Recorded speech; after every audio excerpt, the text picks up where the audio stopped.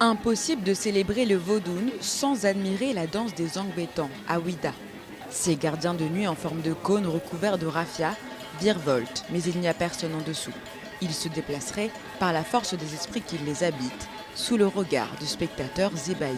C'est magnifique, on présente ça comme ça parce que ça permet aux autres cultures de voir un peu, d'avoir un peu une idée de ce que nous on a au Bénin, de notre patrimoine religieux, culturel. Cette année, les célébrations du Vodun ne se limitent plus qu'aux danses et aux tenues traditionnelles sur les places.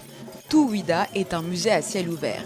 Du temple des Pitons, où sont gardés une cinquantaine de serpents sacrés, au couvent éphémère Mami dressé sur la plage en l'honneur de la déesse de la mer, en passant par la forêt sacrée de Kpassé, qui abrite plusieurs statues de divinités.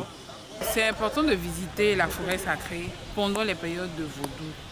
Comme il y a de l'affluence, c'est plus intéressant, quoi. Pour le maire de Ouida, avant l'aspect touristique, il s'agit surtout d'honorer comme il se doit le berceau du Vodun. Le panthéon Vodun africain comporte plusieurs divinités et il ne serait pas tolérable, il ne serait pas bien essayant de valoriser un certain nombre de sites liés à certaines divinités et de laisser d'autres. C'est pour cela que nous avions proposé que tous les couvents vaudous soient réhabilités et soient mis dans la danse.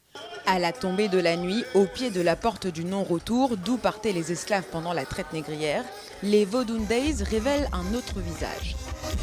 Sur scène, les Nigérianes Teni et Yemi Alade, mais aussi les Tabou Combo, venus d'Haïti.